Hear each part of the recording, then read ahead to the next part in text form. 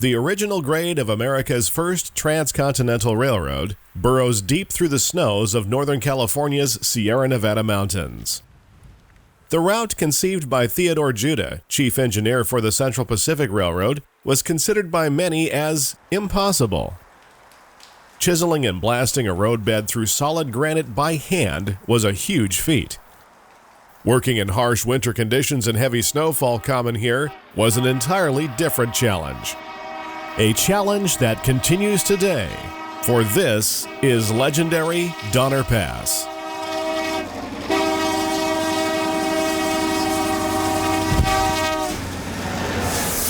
Seven Idea Productions takes you on an exciting winter journey over the top of this fabled line. Pacific storms slamming into the mountains dump hundreds of inches of snow annually. Despite the weather, freight must be moved over the pass.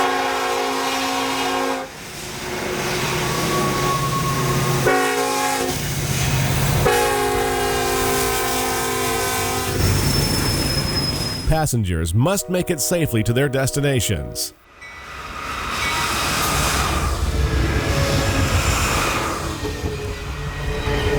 An army of snow fighting equipment is dispatched to keep the main line open, including flangers, spreaders, and the mighty rotaries.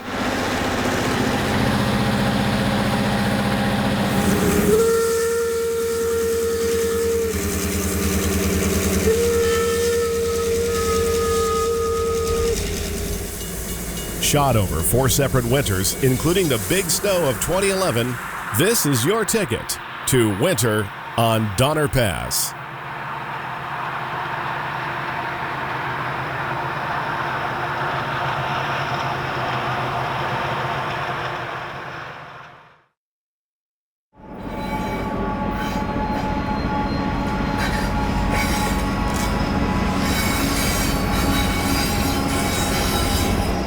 The Sierra Nevada mountain range stretches 400 miles between the Cascade Mountains to the north and Tehachapi's to the south. Eastbound trains departing Roseville climb 6,736 vertical feet in just 86 miles on a grade that reaches 2.24%.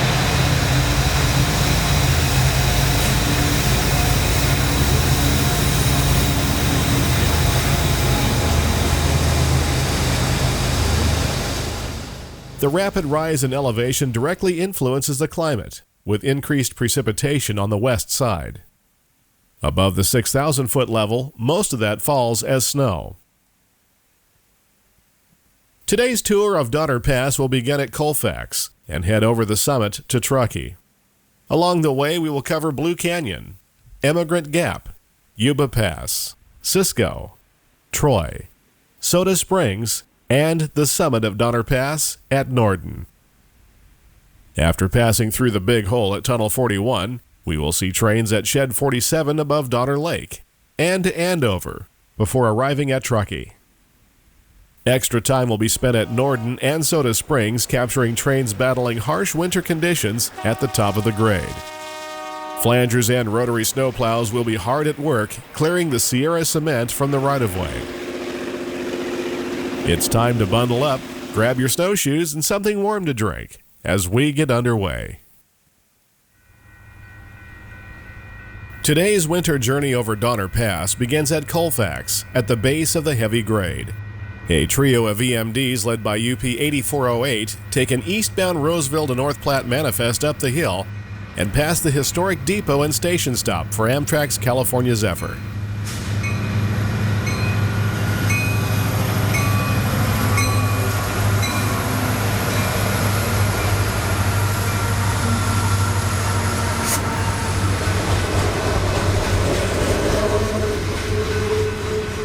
Nestled on the western slopes of the Sierra Nevada mountain range at an elevation of 2,425 feet, Colfax usually finds itself below the snow level.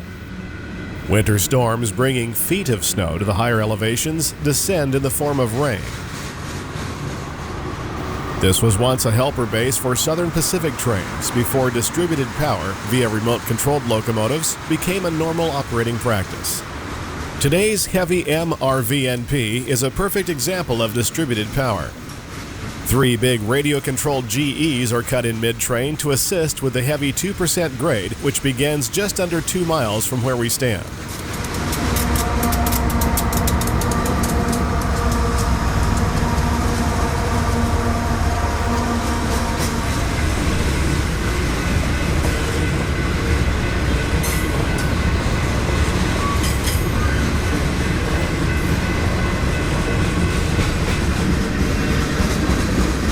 A small yard at Colfax is often used for storing maintenance of way equipment in between jobs on the hill.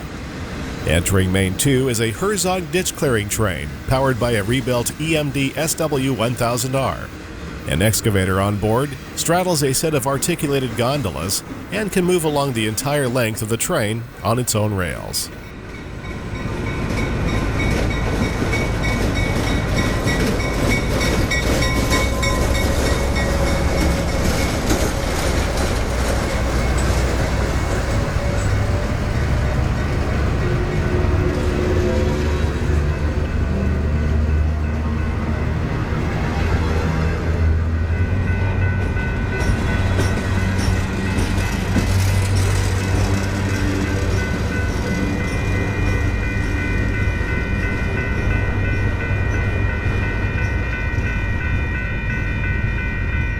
The maintenance of way equipment we'll be seeing a lot of on the hill is of the snow removal variety, the flanger.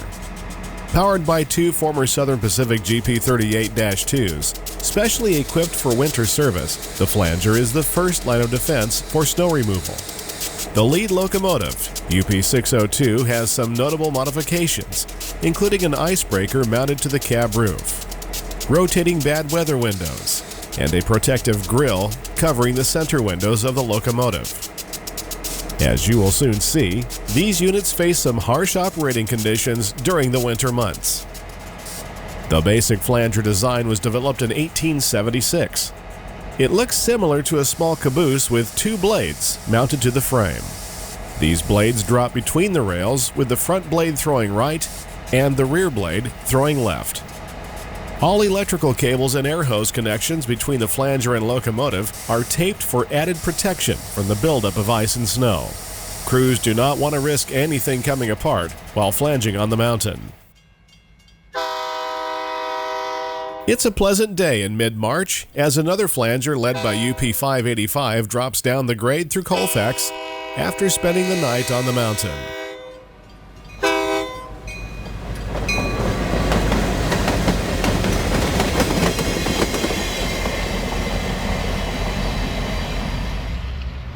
Evidence of last night's battle with the snow is still visible on the equipment as the crew heads for Roseville, where they will tie up. Besides flangers, spreaders do the lion's share of snow removal on Donner, and we will see some at work later. Something not seen as often in recent years is approaching us: the Rotary. Where flangers are the first line of defense, the Rotary is the last and the most dramatic to watch. This is the recently rebuilt SPMW 207. It is on its way to the summit at Norden to be tested for the first time.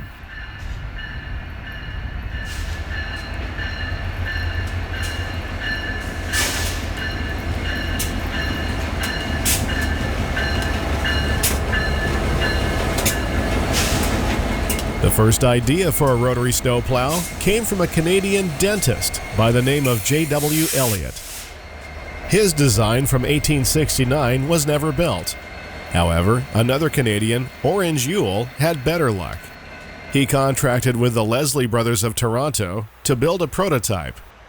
It proved to be successful and became known as the Leslie type.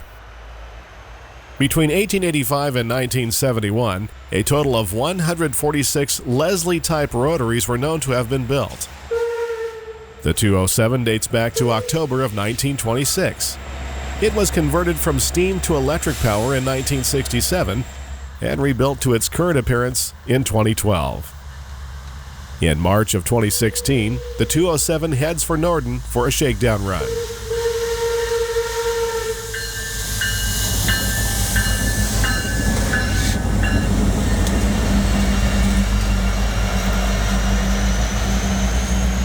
One of the reasons the 90-year-old Rotary received a new lease on life was the winter of 2011.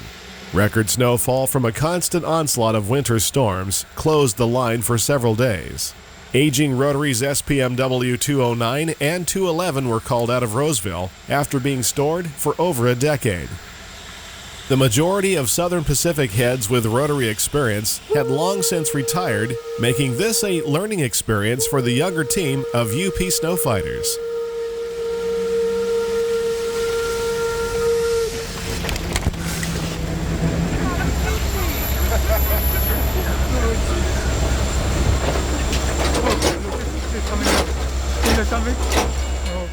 Higher up the mountain, Blue Cañon sits at an elevation of 4,692 feet and is considered the edge of the deep snow belt, although it doesn't look like it this year.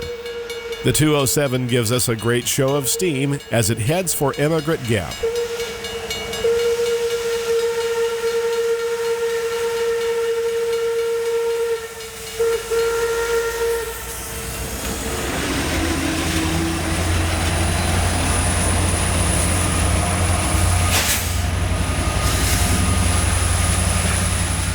Historically, Blue Cañon marked the beginning of the miles and miles of snow sheds that once covered Donner Pass.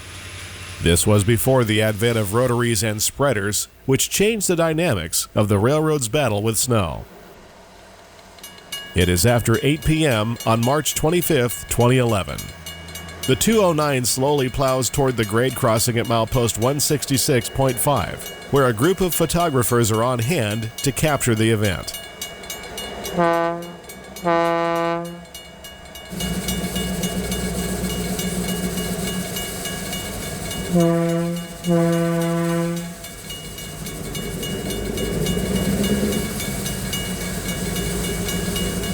With flashbulbs popping, the 209 comes to a stop for a crew change.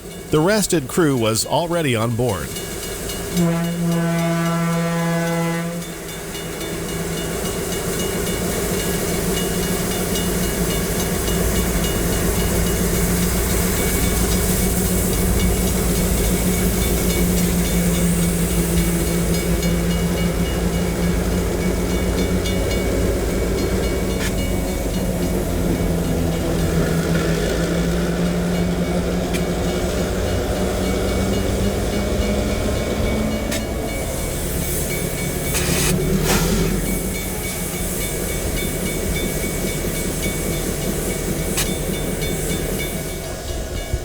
The equipment is swiftly inspected before continuing the long, slow journey toward Truckee at around 2 miles per hour.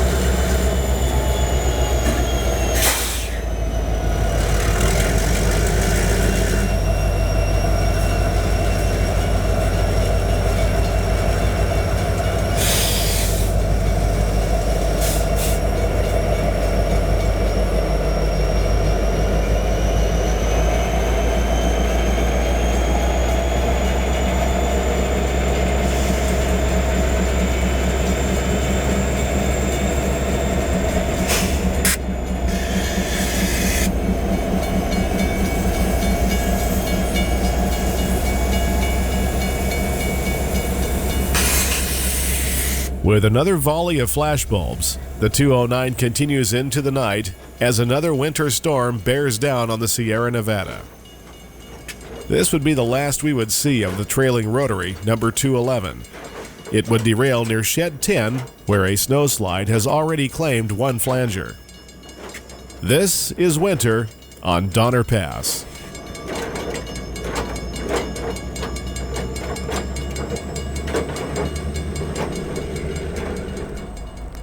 A westbound Z train has a much easier time as it heads downgrade on Main 1 at Emigrant Gap.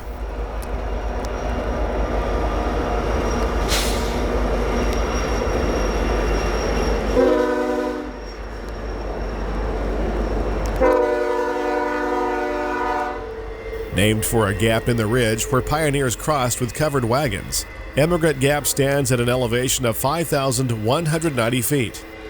In between winter storms, UP 5949 leads a westbound coal train on Main 2, past a maintenance of way spur.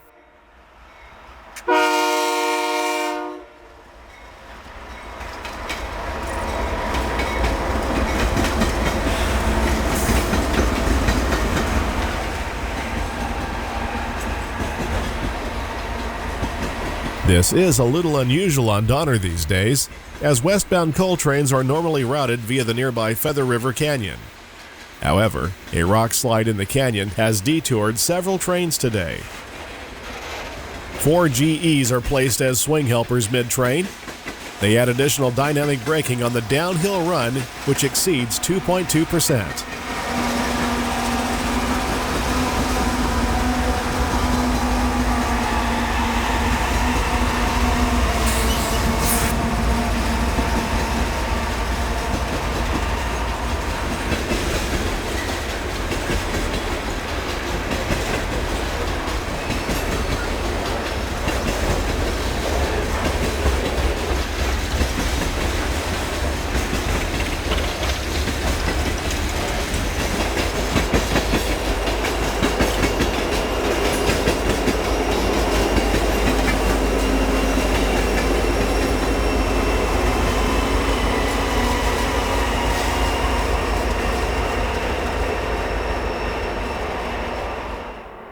Two additional remote-controlled engines are in heavy dynamics, as the unit train of Powder River Basin coal is eased down the west side of the Sierra Nevadas.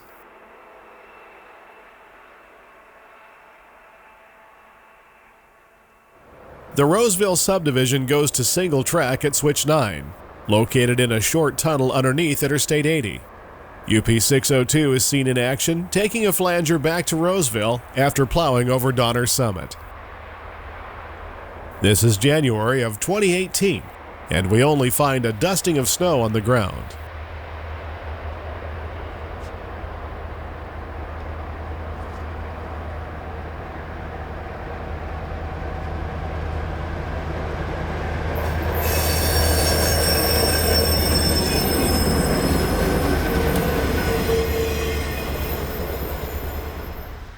A new signal bridge stands guard just below Tunnel 35 at Yuba Pass, as UP 6933 heads down the single-track portion of the line with a westbound stack train.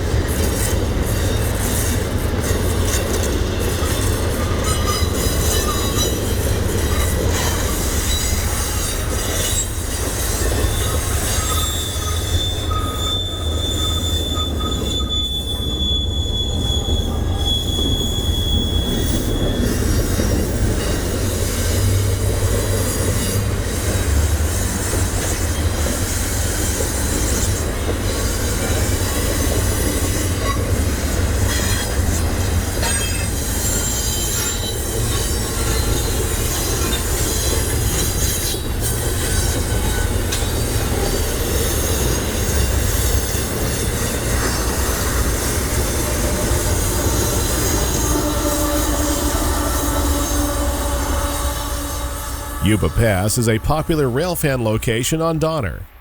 Amtrak 6, the eastbound California Zephyr, climbs the hill behind AMTK 42, the Veterans Heritage Unit.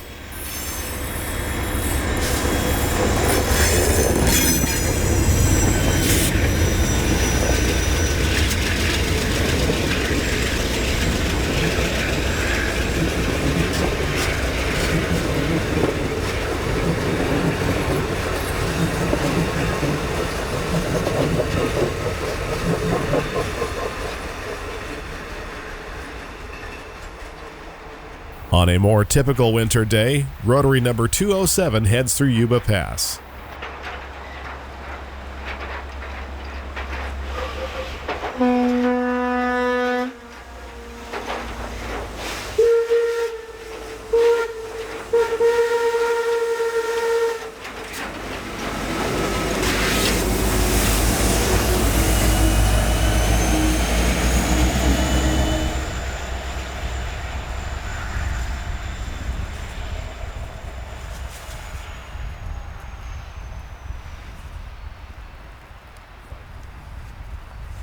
As the Rotary enters Tunnel 35, it passes by the location where the city of San Francisco became stuck in a snowslide on January 13, 1952.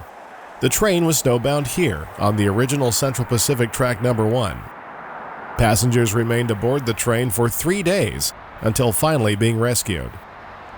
It would take nearly a week to recover the train. Westbound stacks exit Tunnel 35 on their way to Roseville.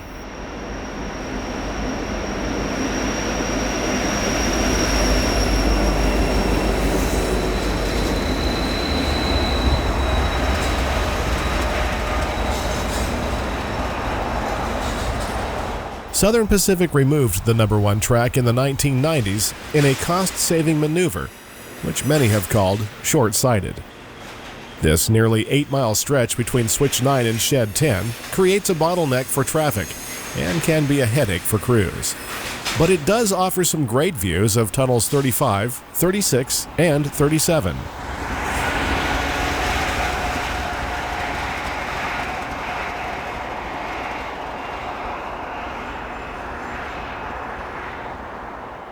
Standing right where the city of San Francisco was snowbound, we have a good view of both Tunnels 36 and 35. UP 5285 leads a westbound manifest out of Tunnel 36 at Milepost 176.2.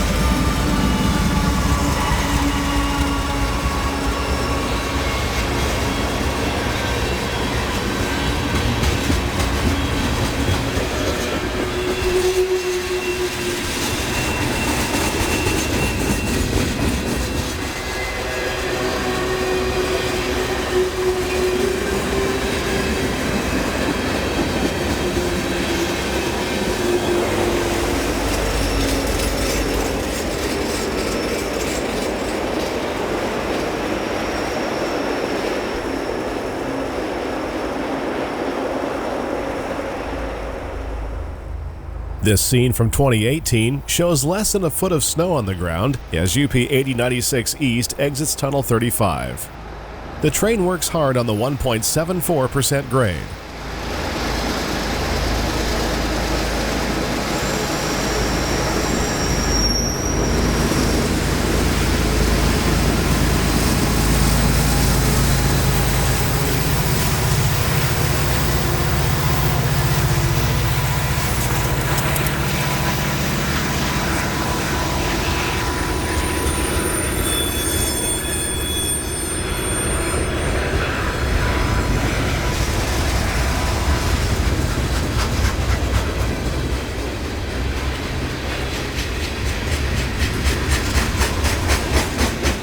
3 mid-train DPUs add their muscle.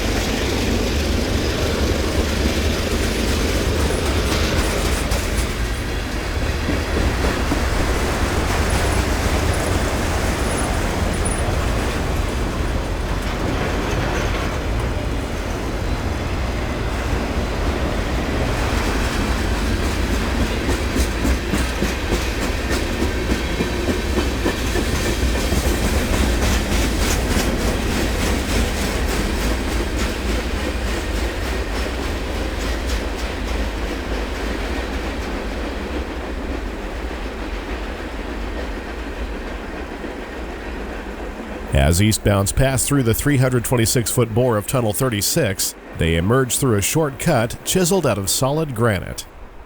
UP 9044 East demonstrates that for us on a clear and cold January morning.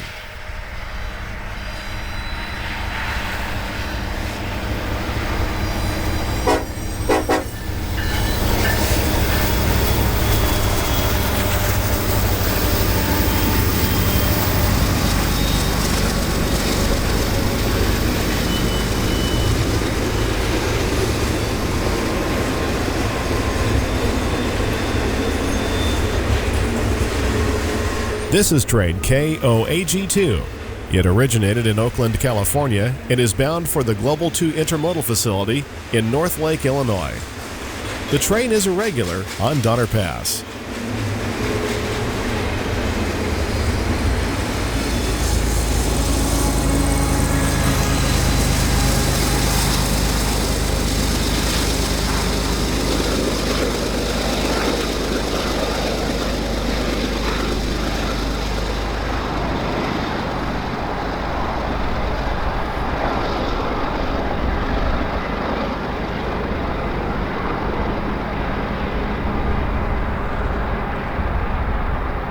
Yuba Pass sits at an elevation of 5,636 feet and is where the railroad grade gets into the granite of the Sierra Nevada mountains.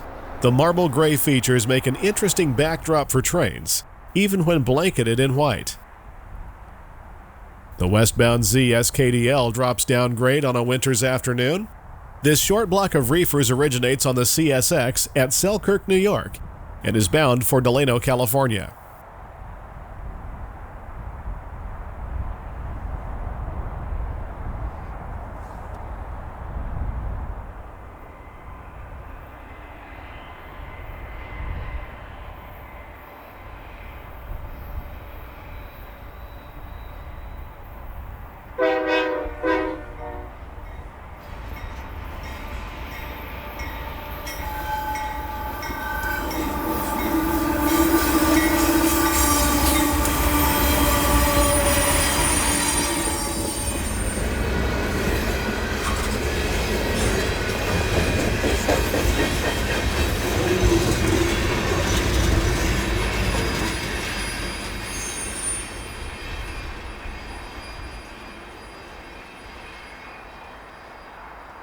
Continuing up the former number 1 track paralleling Smart Ridge, we come alongside of Tunnel 37 at Milepost 177.3. A short concrete shed protects the east bore of the tunnel from snowslides. Train ZLTG2 blasts out of the 411-foot bore.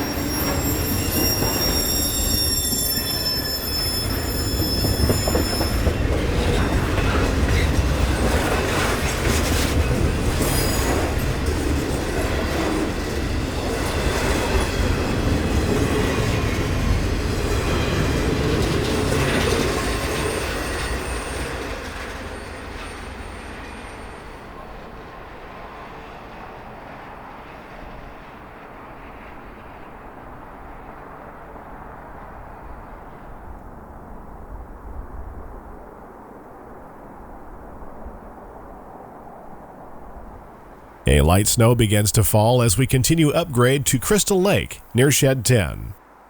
Amtrak 5, the westbound California Zephyr, gives its passengers a fantastic winter view as it slaloms through the serpentine curves near Milepost 178.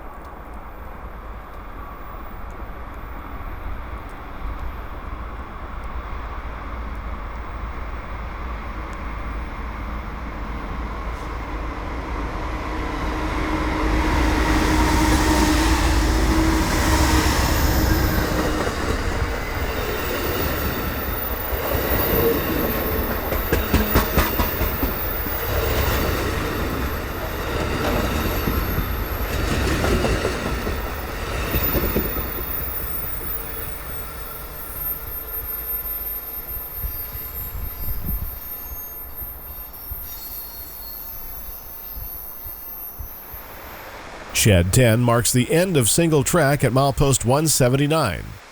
A diverging clear shows for the train we first caught at Colfax. UP 8408 continues up the west side with a heavy Roseville to North Platte manifest.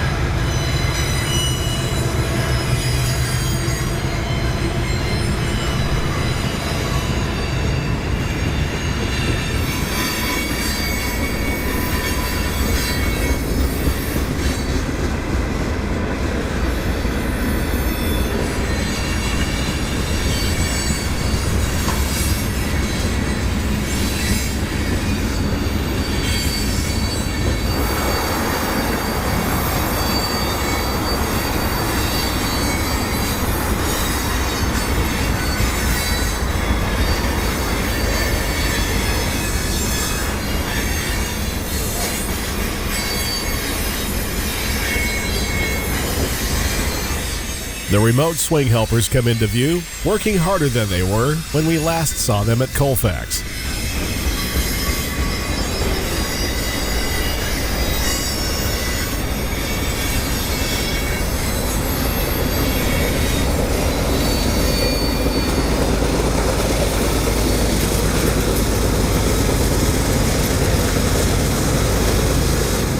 This is tunnel country, and the recently repainted UP 6565 really stands out from the grimy 5200 series GEVOs which frequent the line. On the hill, it won't stay clean for long.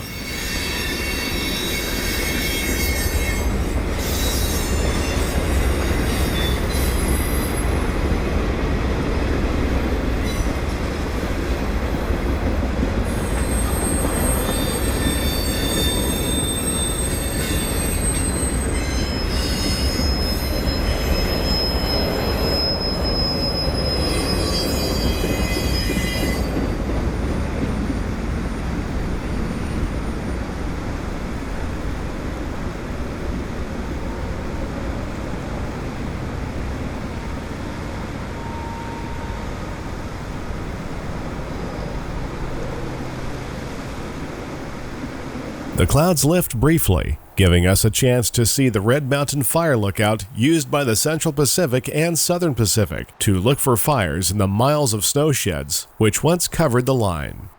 It stands at an elevation of 7,835 feet. The clouds descend again as a westbound K train crosses Blue Cañon Trestle after exiting Shed 10.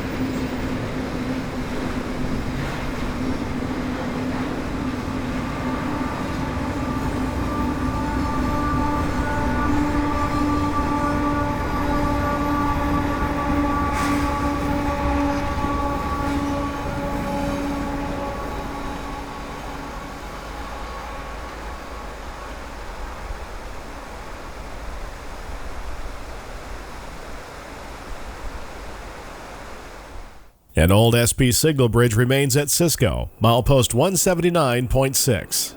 We are now back to a double-track railroad as UP 5406 leads an eastbound empty grain train upgrade on the number 2 track.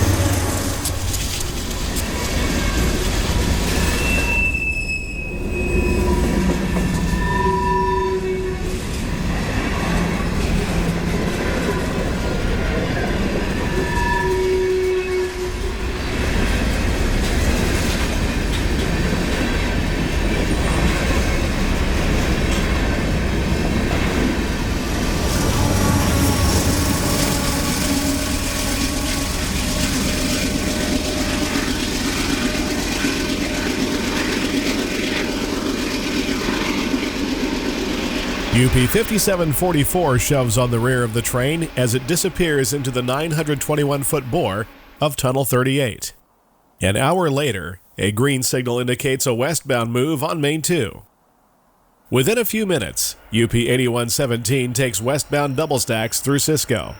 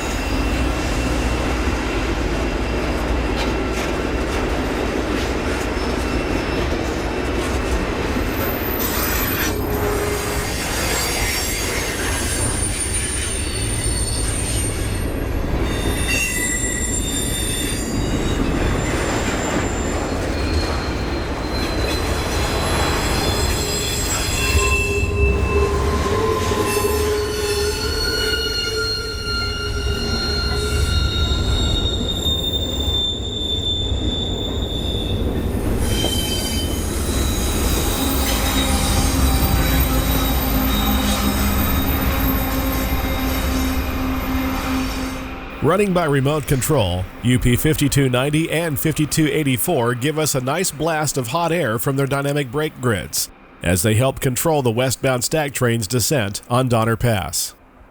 The rails continue east around Big Bend, gaining altitude on the 1.7% grade high above the South Yuba River. As we near the former siding of Troy, the abandoned Tunnel 40 comes into view. Bypassed when the number 2 track was realigned through Troy Cut, the steel and concrete roof on the west end can be easily seen from Interstate 80 below. UP 7213 leads a heavy grain train downgrade and past the abandoned tunnel near Milepost 184.6.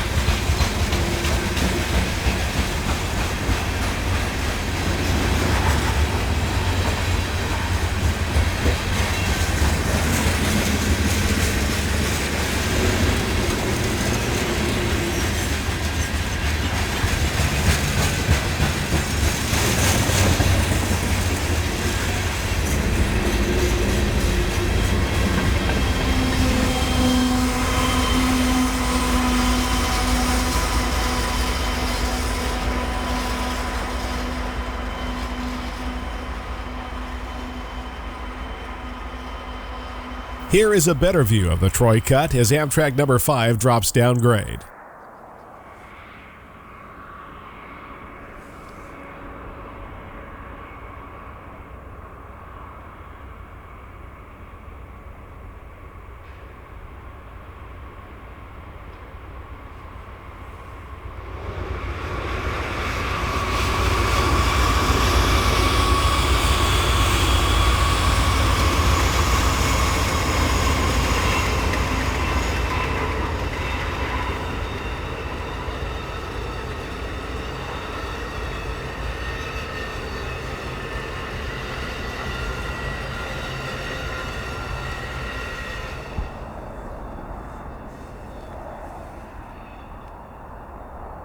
The Zephyr meets an eastbound autorack train led by UP 5447.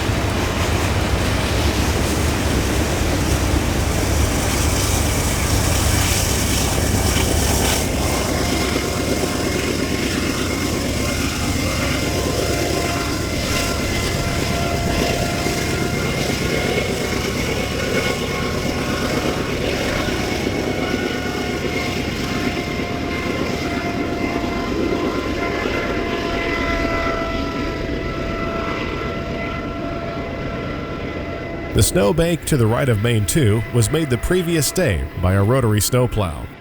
You will see that operation coming up.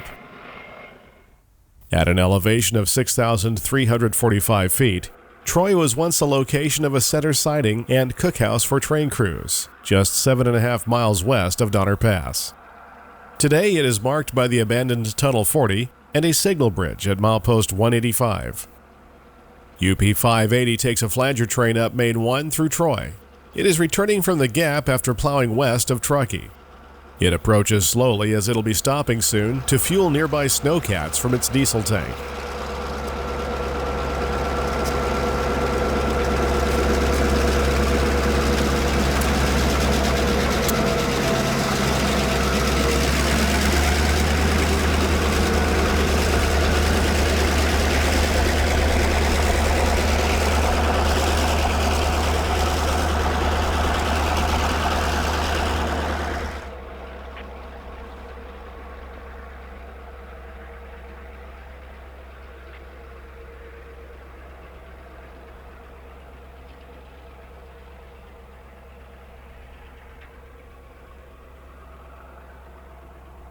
Winter weather can change rapidly on Donner.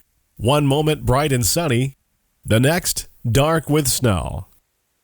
It's the 25th day of February 2017, and we have snowshoed into Troy to catch the SPMW 207 Rotary working uphill to Norden.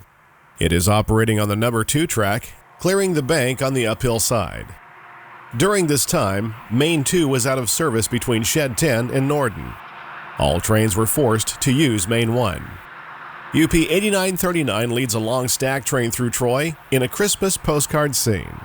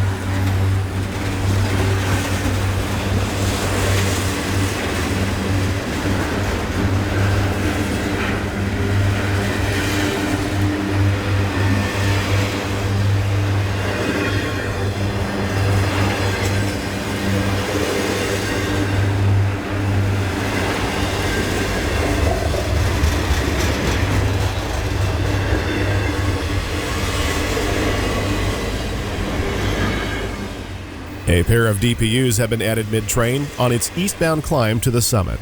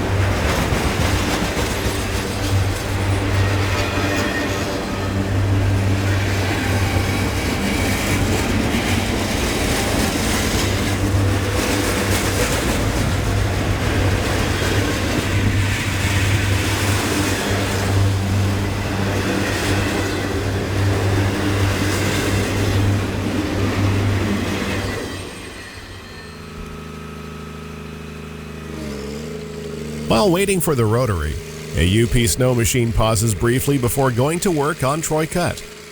The kind operator promised to stay out of our picture when the Rotary came. The next movement is UP 580 as it flanges Main 1 ahead of Amtrak 5, which is just a few minutes behind.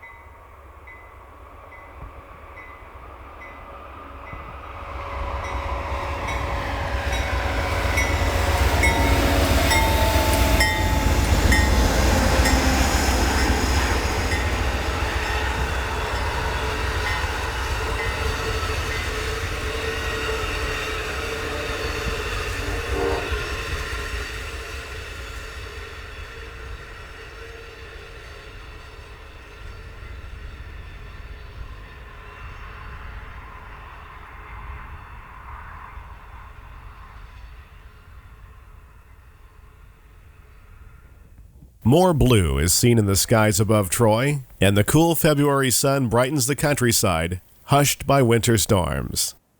The stillness is interrupted by a white arch of snow as the Rotary works through Troy, cutting the bank back on Track 2.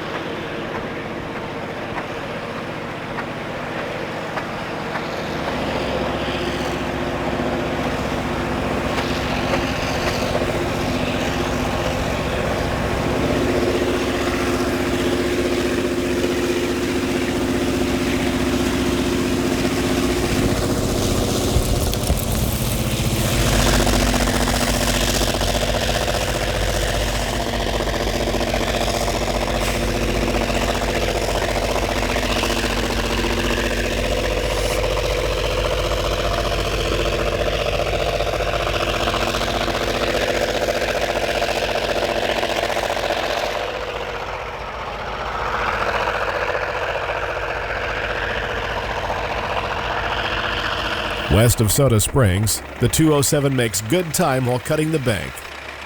A herd of snow dozers are migrating down the mountain and take cover as the Rotary approaches.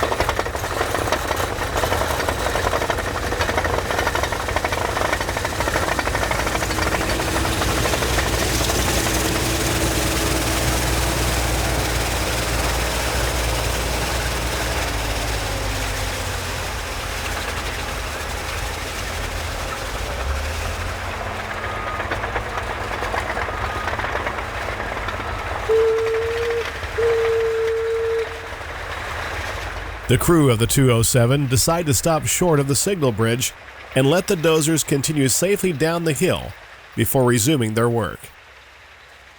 Not only did this benefit the dozers, but it also allowed a small band of photographers at our location an unobstructed view of the action.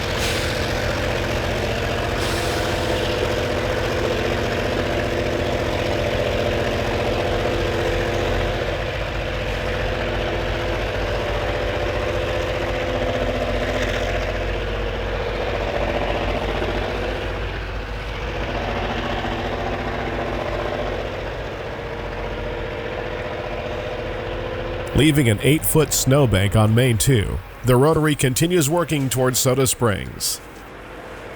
A year later, we stood where that snowbank had been as a westbound passes under the signal bridge.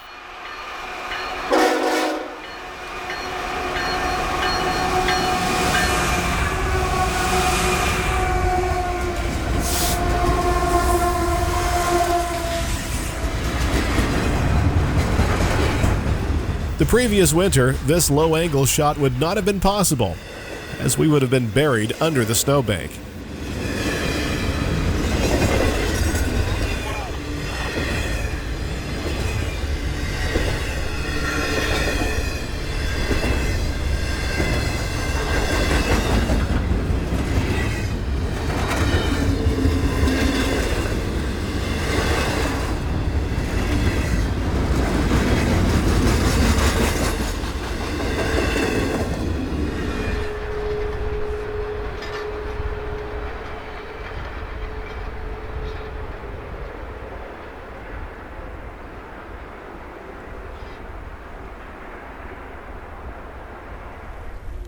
Visiting Donner during the early spring of 2011 was an entirely different story. Standing on 17 feet of snow above the tracks, SPMW 209 was seen for the first time since our nighttime encounter at Blue Cañon. Several feet of powder, dumped by a constant succession of winter storms, blew in a fierce gale, reducing the visibility to near zero as the Rotary inched its way closer to the Donner summit.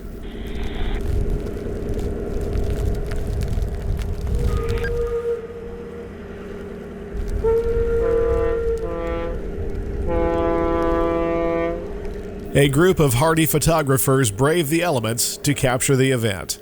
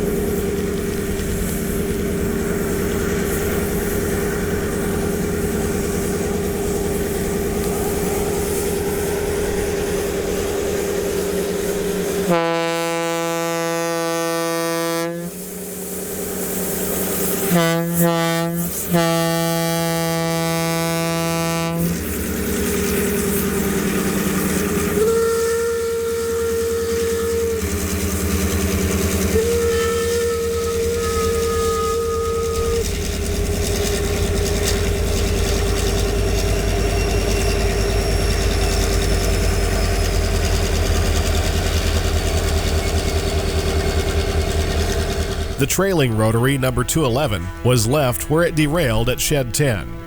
The most important task was to get the hill open. The locomotives disappear in the blizzard as the train reaches the Soda Springs crossing.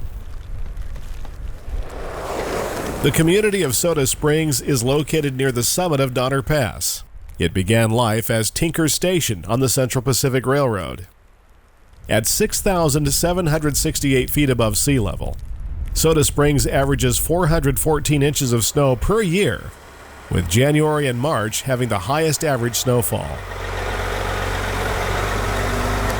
At last count, 81 hardy souls call Soda Springs home, and the Donner Pass Highway is lined with cabins, which become nearly invisible during the winter months.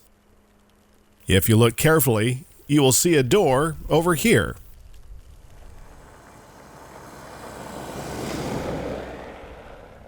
And a garage over there. If you're looking for snowboards, you might want to try this cubbyhole over here. It's the Soda Springs store. The historic Soda Springs Hotel looks out over the main line from behind a growing mountain of snow. Here, winter railroad action is cold and heavy. With nearly a foot of new snow falling every hour, flangers are working non-stop between Truckee and Fulda. In this environment, trains take on the appearance of ships, parting the icy white waters of the Sierra Nevada. The Soda Springs grade crossing is a front row seat to the railroad's battle with snow. And sometimes, it's a little too close. The camera operator was knocked to the ground getting this shot.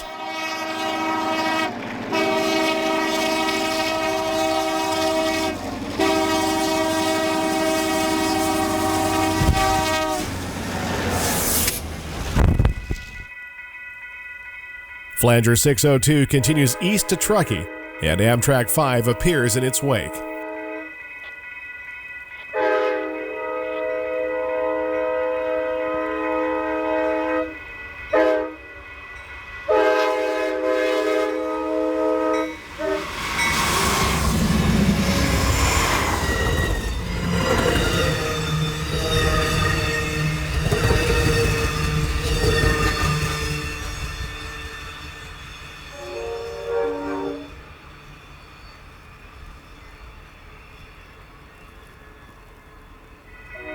Behind the Zephyr, Amtrak's Reno Fun Train gives its passengers a taste of Donner Pass.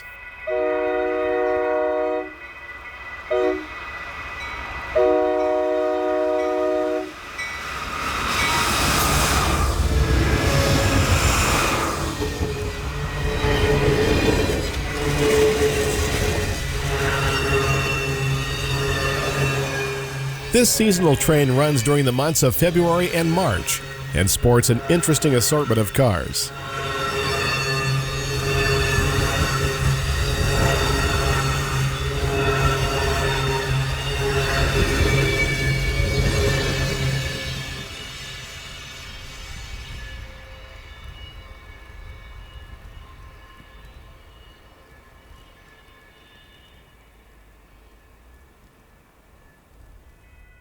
After being ballooned in Truckee, Flanger 602 returns west on Main 2.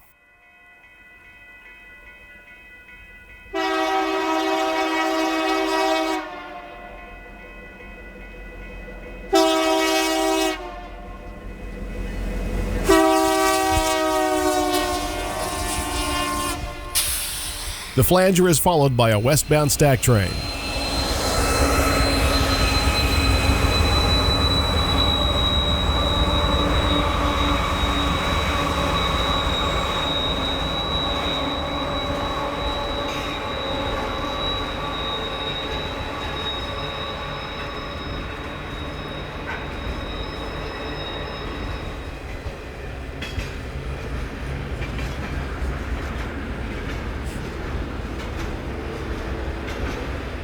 .602 appears again working east on Main 1, escorting Amtrak 6.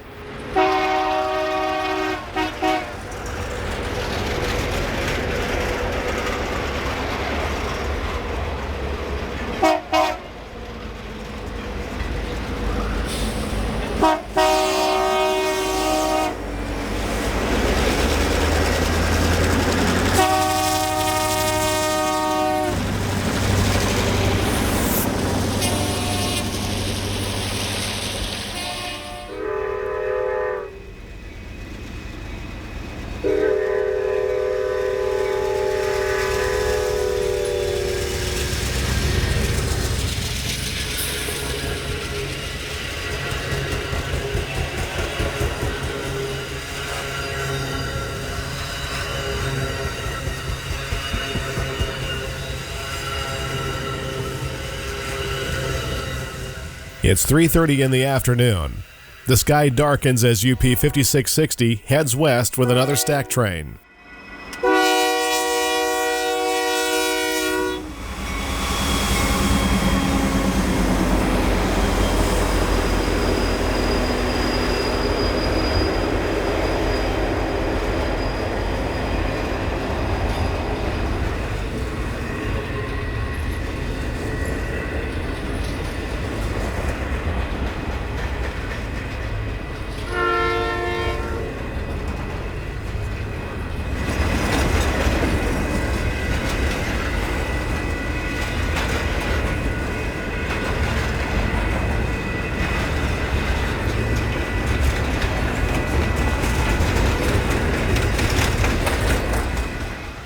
It meets UP 8912 East coming up Main 1.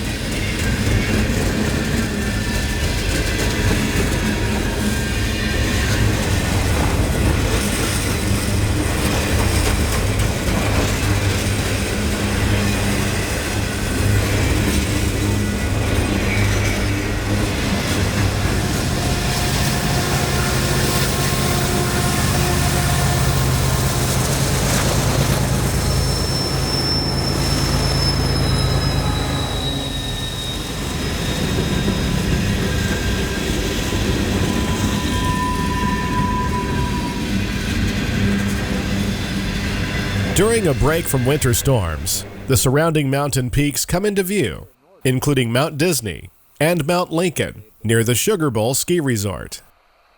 While hundreds take to the slopes, the winter activity of snow removal continues on the UP. A spreader set consisting of SPMW 4032 and 4031 work west using the nose plow on what appears to be Track 1.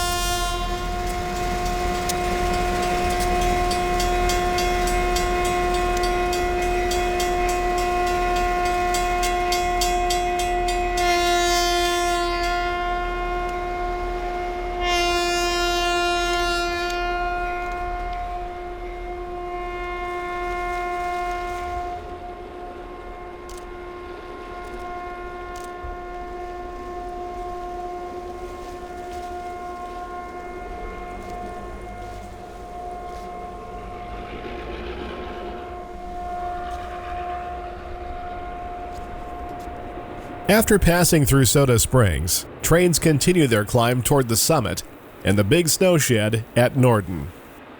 UP 6285 leads an empty autorack train up the final leg of the hill, which reaches a maximum grade of 1.7% near the top.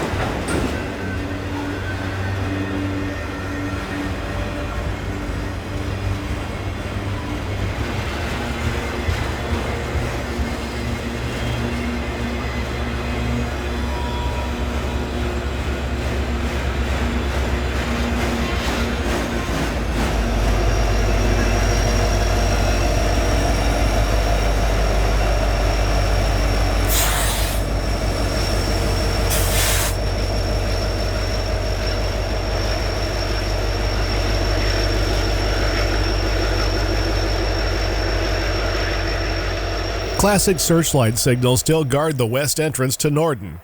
A full signal bridge keeps them safely above the snow as UP 2561 exits the shed on the number 1 track with double stacks for the west coast.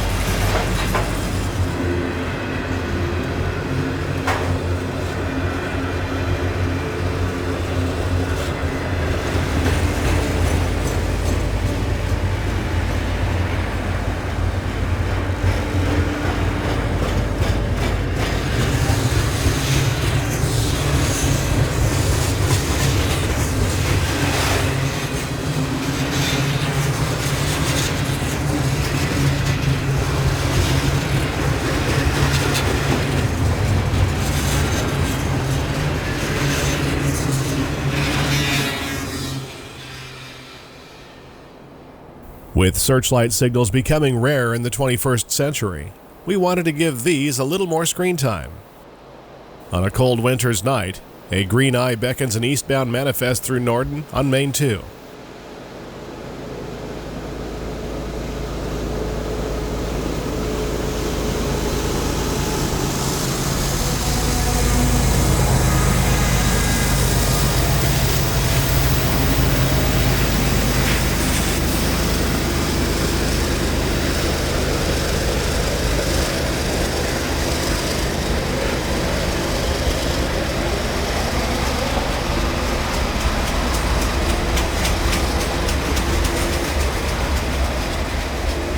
Right behind the manifest, UP 7720 takes a short salad shooter east toward Green River, Wyoming.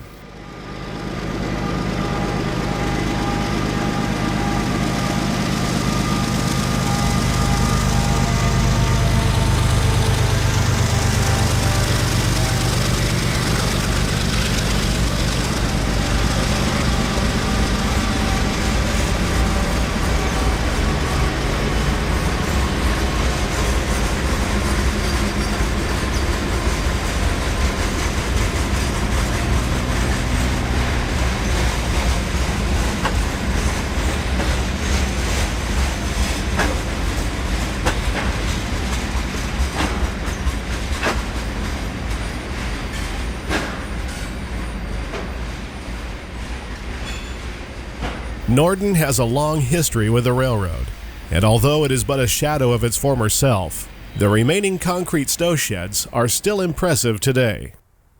Here, the original Central Pacific line over Donner Summit splits from the newer alignment, which burrows underneath Mount Judah via Tunnel 41. Originally called Summit, since the top of the new grade is east of the shed, it was renamed Norden to eliminate any confusion with the old Summit, a mile further to the east on the number 1 track. 3 separate openings fan out on the east side. The right is for the original Track 1, which today terminates just east of the shed. The center opening once led to a 100-foot turntable, which was protected by a huge wooden structure, and the left holds the current main number 2, and a 6,000-foot-long summit siding, now considered Track 1, which terminates at the west portal of Tunnel 41.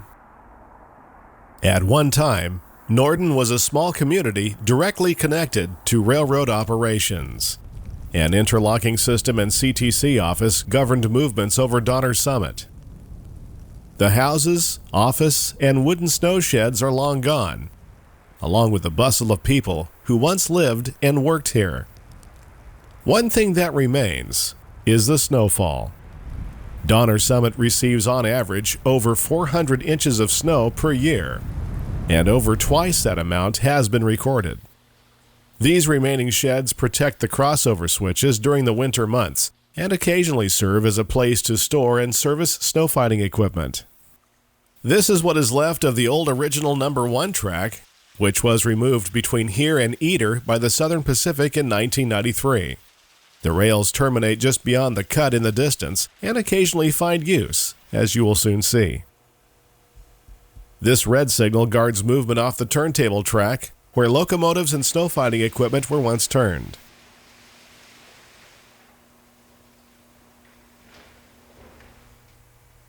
Protected from the elements, this is a signal hut for the control point at West Norden, CPRV 191.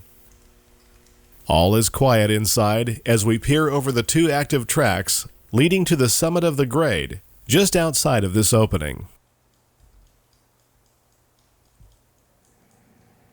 Looking west, UP 602 approaches on track 1 as it continues flanging between Truckee and the Gap. It enters a shed, getting a temporary reprieve from the snow.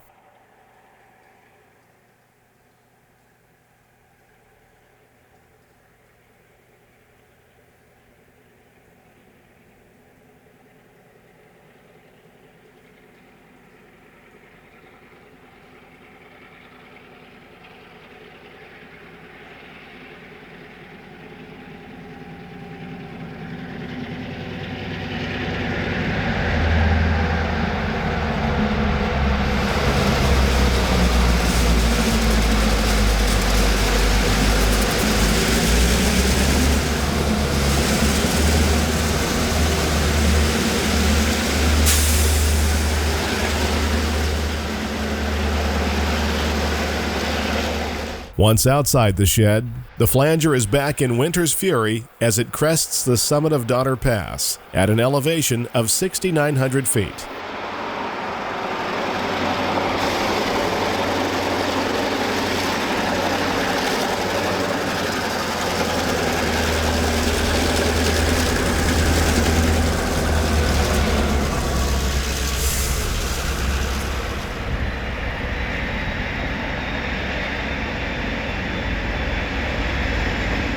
Amtrak 6 follows the flanger east.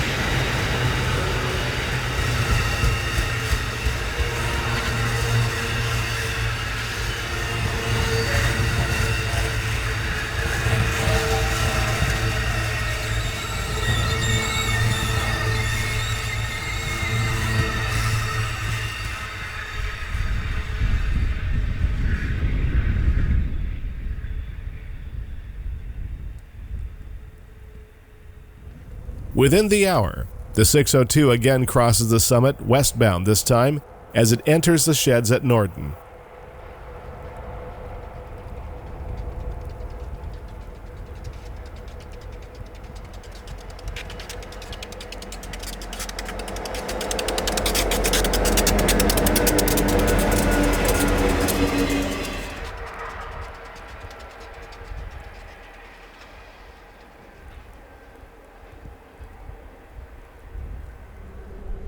In March of 2011, Donner Pass experienced snowfall it had not seen in decades, with over 16 feet on the ground, thanks to a continuous succession of winter storms. As we shot these scenes of Rotary 209 at Norden, the railroad had been closed for 2 days, and it would be another 36 hours before any revenue trains would again be able to travel the Roseville subdivision. Avalanche danger was also high, with the rapidly building snowpack. The South Yuba River looks like a Christmas postcard below Cisco, while on the ridges above, a half-mile wide snowslide is clearly visible below tunnels 39 and 4. A spreader was stranded near here, and a flanger was buried just down the mountain at Shed 10. Back at Norden, the SPMW 209 Rotary is the only train able to move on the mountain.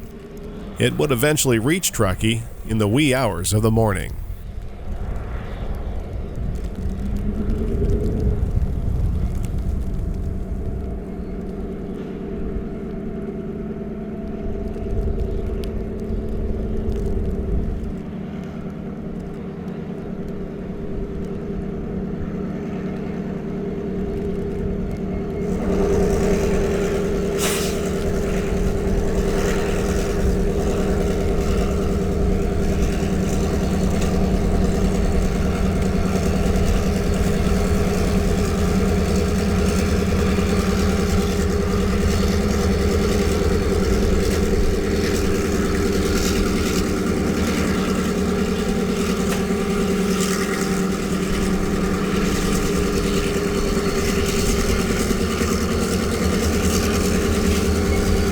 The 209 is not alone in throwing snow today.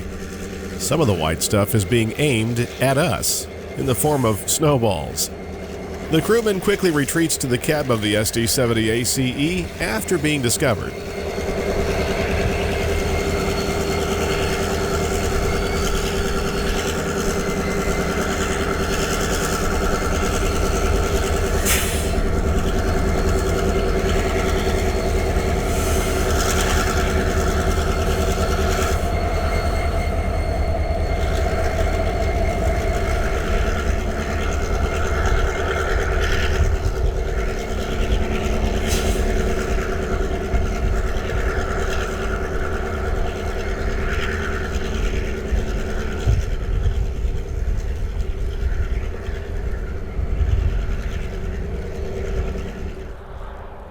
The lessons learned from the winter of 2011 led to the rebuilding of the SPMW 207.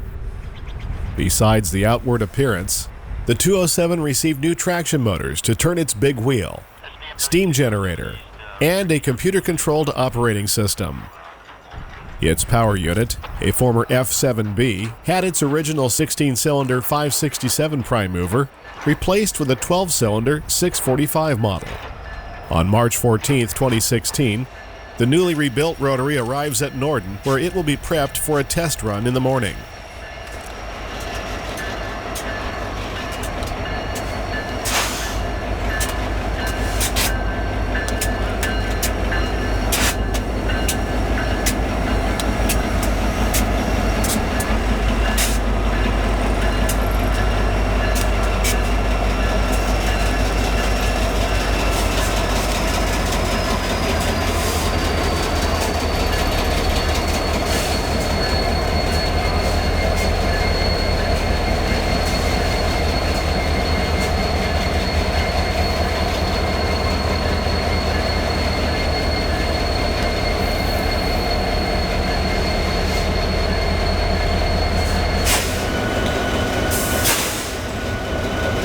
While the power idles inside the shed, men begin rolling out water lines to top off the Thursday steam generator, which keeps various parts of the Rotary from icing up. The once quiet snow shed has become a busy place.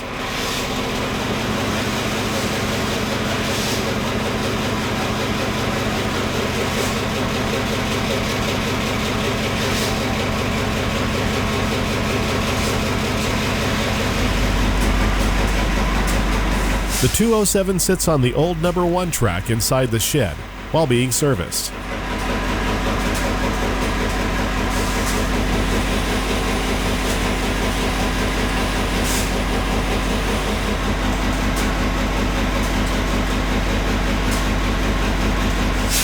As storm clouds begin to lift in the high Sierras, the 207 exits the shed on the old number 1 track, much to our delight.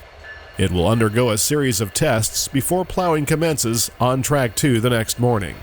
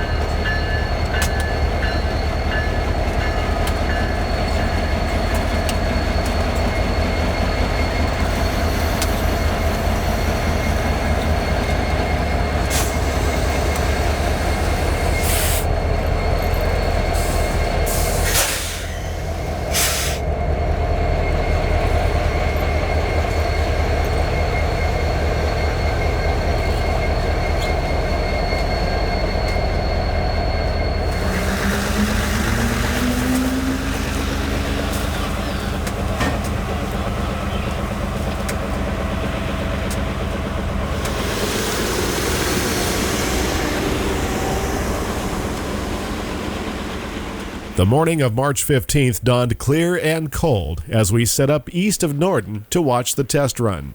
Snow was piled onto Track 2 for the Rotary, while Track 1 was kept open for mainline traffic. Like any new technology, there were some bugs to work out with the 207's computer system. As soon as it started to plow the snow, the new diesel would power down, bringing the big Rotary to a stop.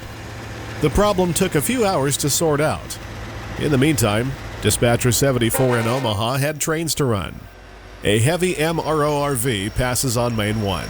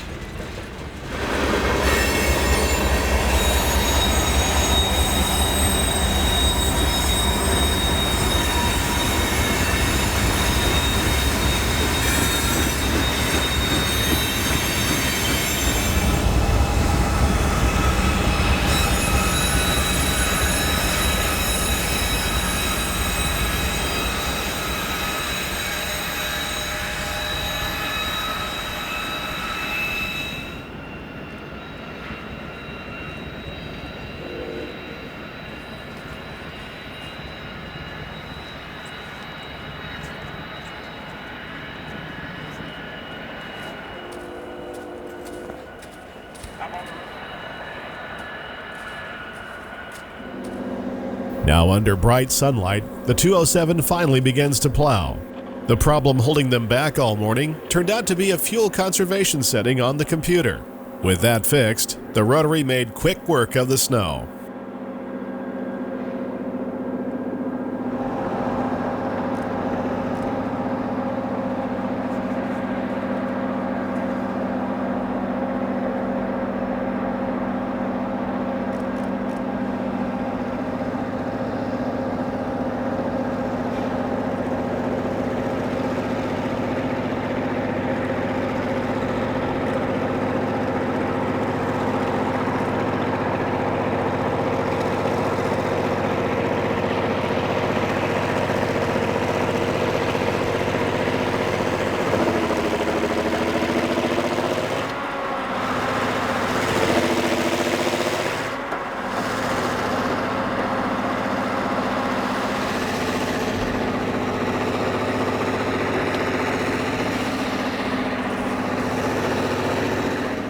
Getting down to track level, the 207 stops momentarily to let Amtrak 5 pass.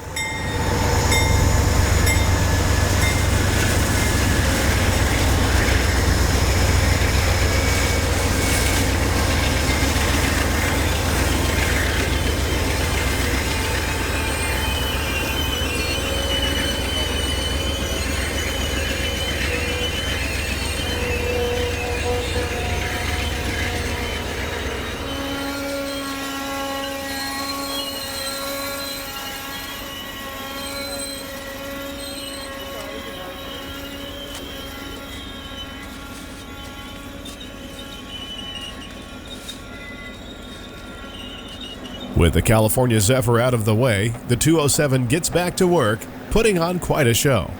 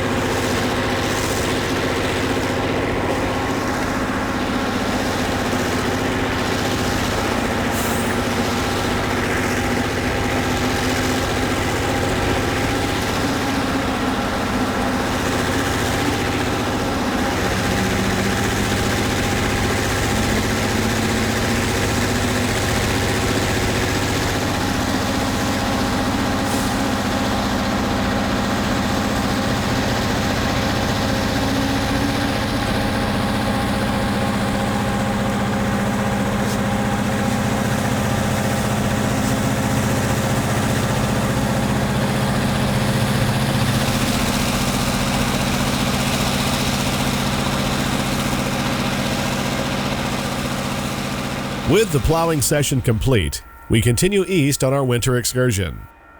UP 8116 East heads for Tunnel 41 with a high-priority Z-train.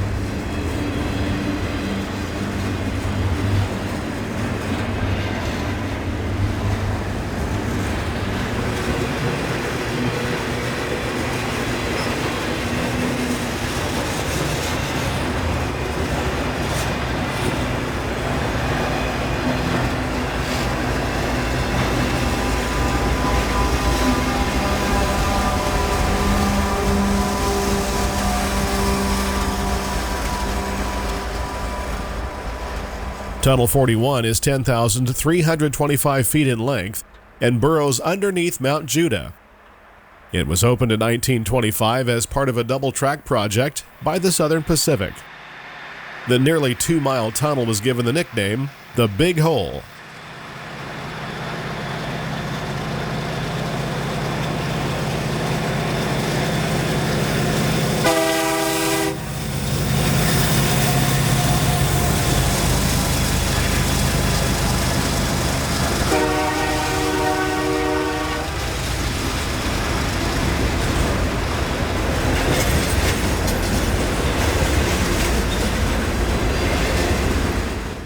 Sugar Bowl skiers get an interesting view of the main line from their gondolas, which pass above the west bore. This is the second single-track portion of the Donner Pass route. Trains often pile up on either side of the Big Hole while waiting their turn. There has been talk of Union Pacific putting the number 1 track back in or even adding a second bore to Tunnel 41, but so far, nothing has come of those rumors.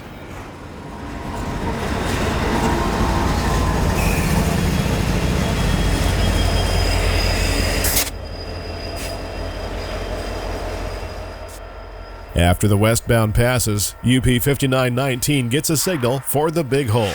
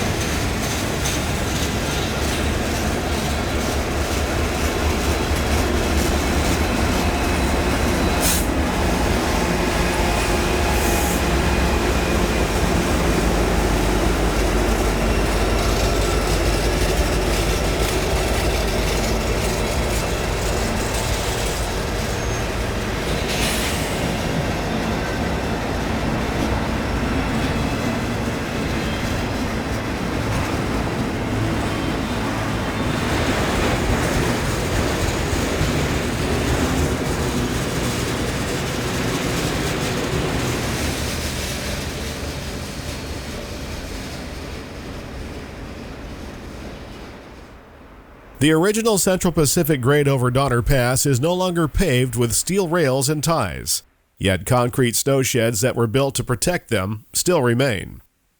In January of 1870, just months after the Golden Spike was driven at Promontory, Utah, an avalanche buried and removed hundreds of feet of track. The following year, CP began building snow sheds. Using 65 million board feet of lumber and 900 tons of spikes and bolts, the railroad constructed a total of 40 miles of wooden snow sheds. Today, only a few concrete snow sheds are left. High above Donner Lake, the snow-covered sheds protecting the original grade stand as a testament to the CP's determination to bring the first transcontinental railroad to California. Shed 47, which is still used by the railroad, stands high above Donner Lake on the east side of the Sierra Nevada. Several cabins dot its nearly 8 miles of shoreline in this pristine mountain setting.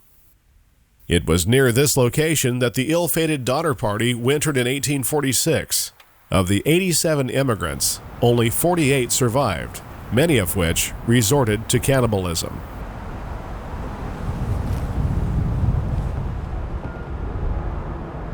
A westbound stack train exits Tunnel 42 as it climbs the 1.9% grade toward Shed 47. Soon, it will enter the Big Hole.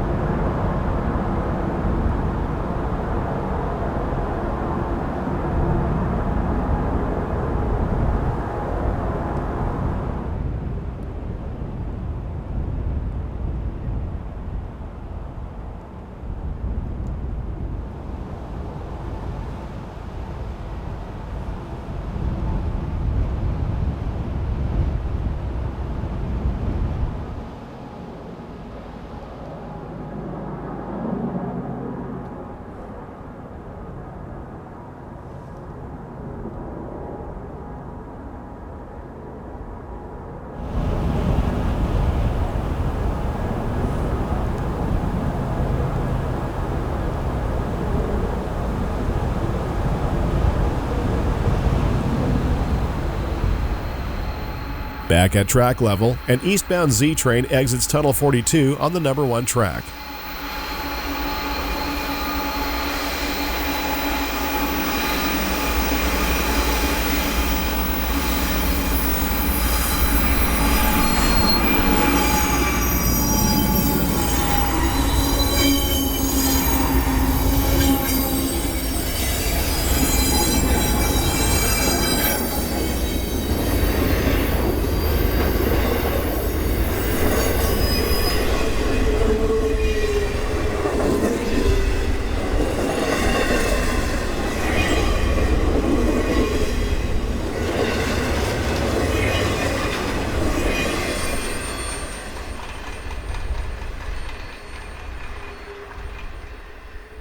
The train continues downgrade at a place known as Andover, named after a town in Massachusetts.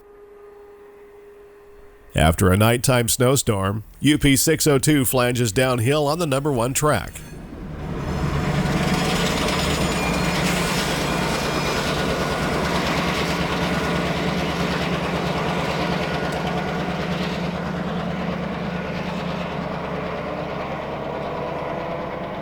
Since the snowfall was light, it will be ballooned at Truckee and sent back to Roseville. A few minutes later, the flanger has rounded horseshoe curve below Andover, and we glimpse it through the trees at Stanford Flat.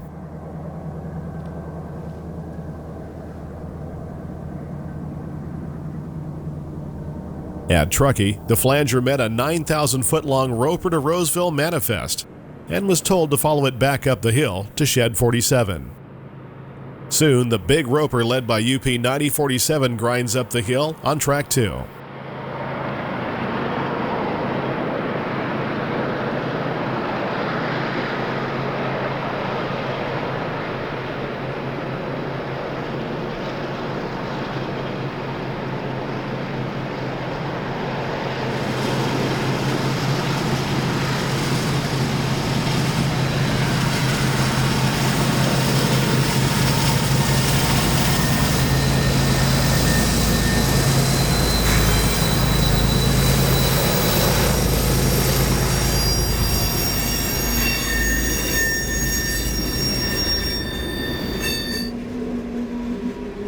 The 602 approaches on Track 1.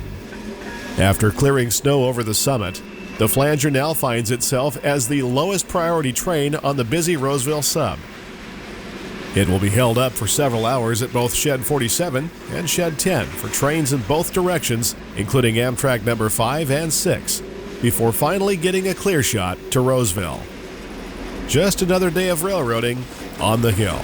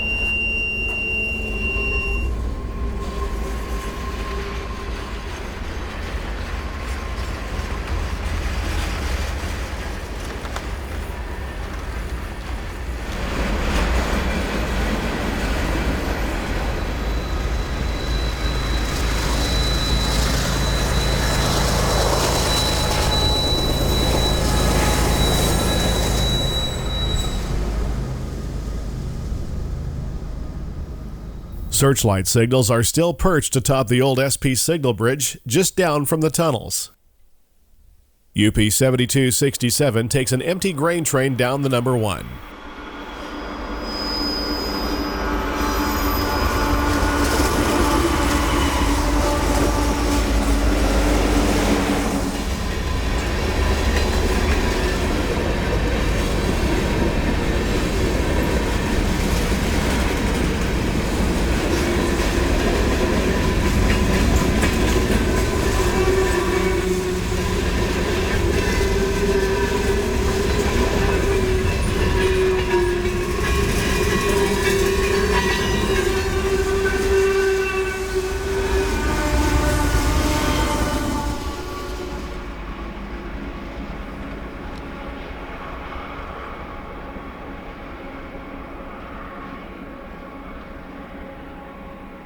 The railroad makes a big loop around Coldstream Canyon, just west of Truckee.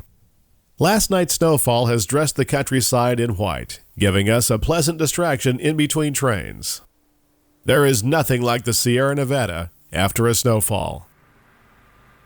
UP 7740 West climbs through the beautiful winter scene on the number 2 track at Andover. Sitting on top of the first container is what UP calls an arrow edge. It is an employee-designed airfoil which reduces drag on tall stack trains. 2 versions of the arrow edge appear in this program.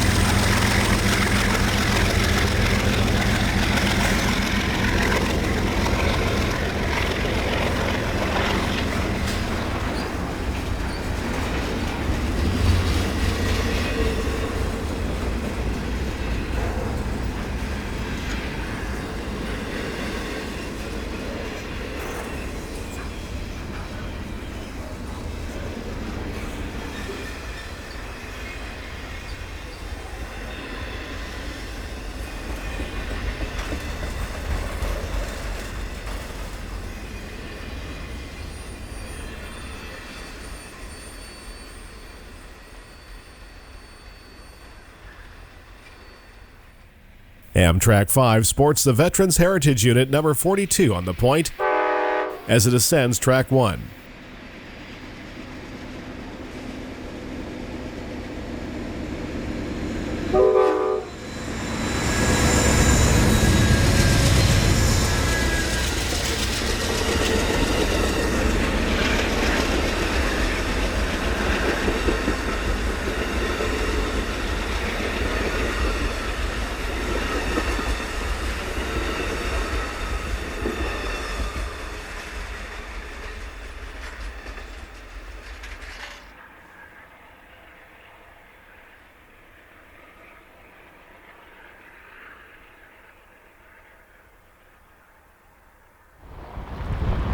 At an elevation of 5,817 feet, Truckee is situated at the base of the hard climb to Norden from the east.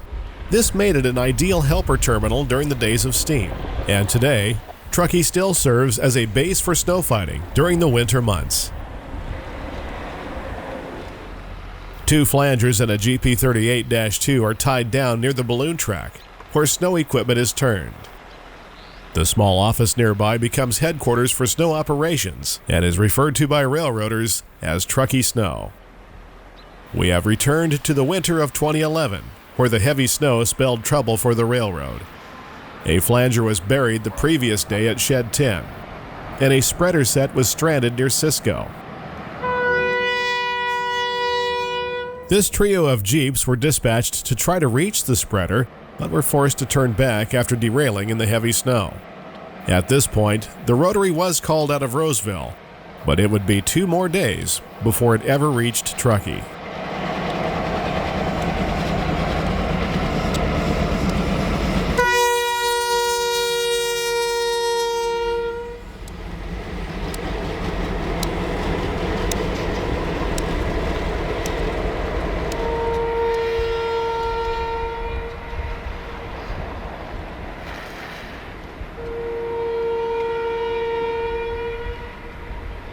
The following morning, a pair of light engines out of Sparks were called in to rescue another flanger buried in an avalanche at Shed 47. The 2 units head west, plowing a swath up the number 2 track.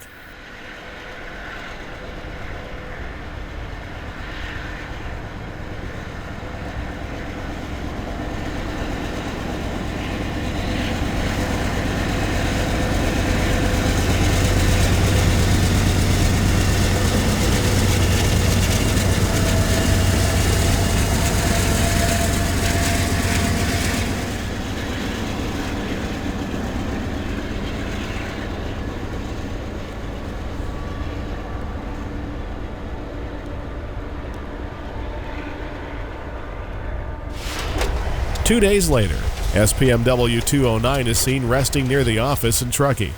The hill had been breached at last, but it would be another day before any trains were cleared to run.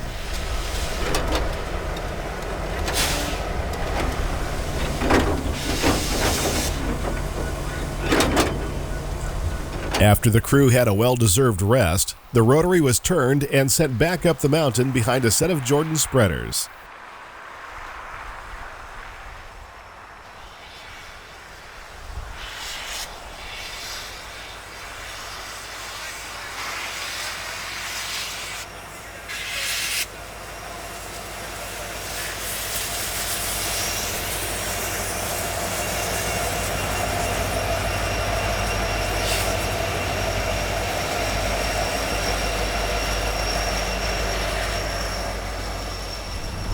Unfortunately, one of the spreaders derailed just out of town, rolling the rail over and putting an end to the day's scheduled plowing. Later that evening, at 8 p.m., both spreaders set out on a nighttime plowing run to Norden. In the lead is the SPMW 4032. It clears the number 1 track with its nose plow before crossing over to Main 2 at CPRV 205.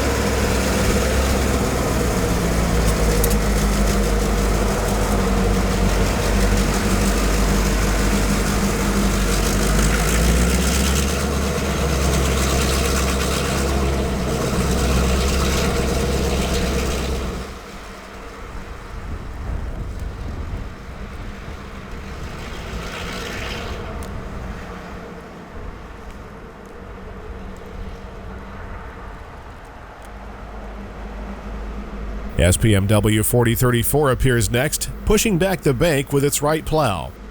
It'll continue up the number 1 track to shed 47.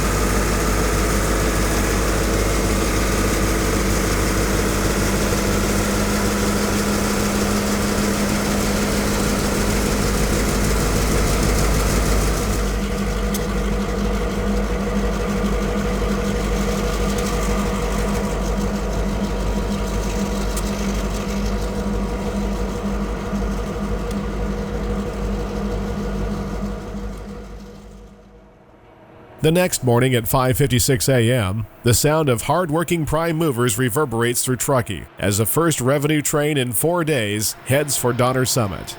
UP 4798 leads train KMNOA1-23 through the pre-dawn dark. The hill is officially back open.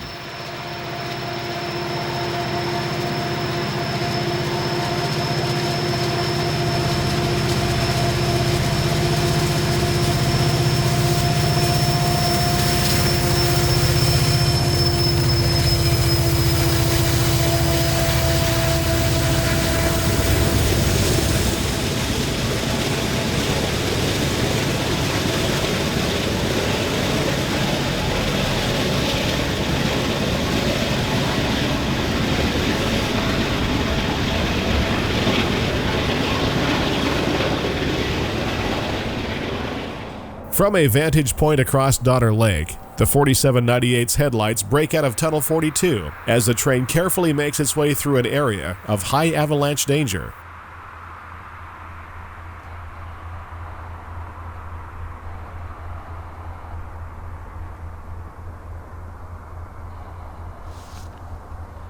Back at Soda Springs, snow dozers rest from their work as the 4798 heads down the west side of the Sierra Nevada. A flanger escorted the train as far as the Gap.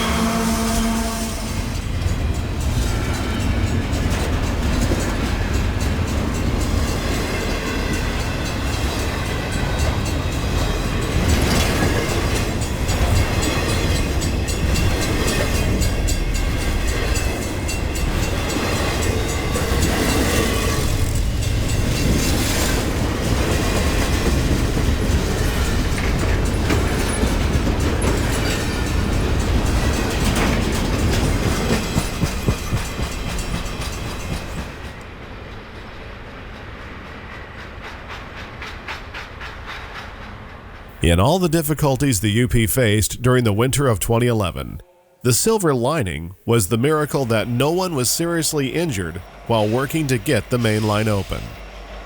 In the nearly 1.5 centuries since rails were first laid over this high mountain pass, winter storms have been the toughest obstacle the railroad has had to contend with. When Union Pacific absorbed the SP in 1996, it also inherited this century-old battle with Mother Nature. Technology has made some tasks easier and more efficient over the years, yet many of the tools remain the same.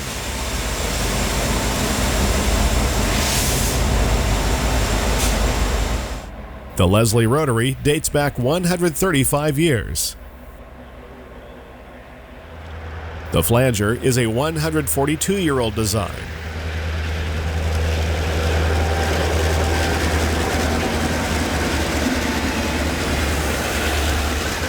And the Jordan Spreader just celebrated its 128th birthday.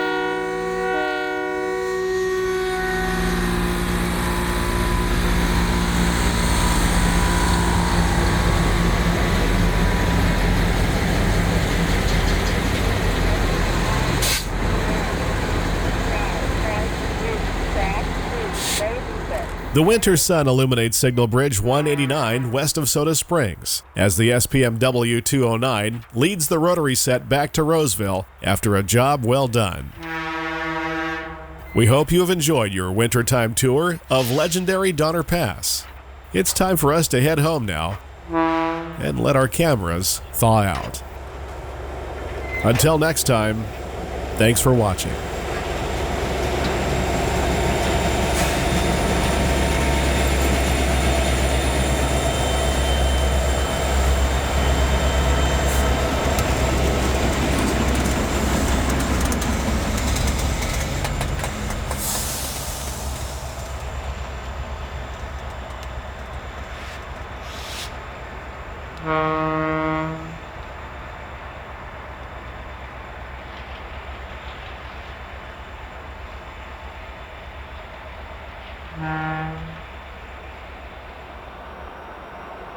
Wow.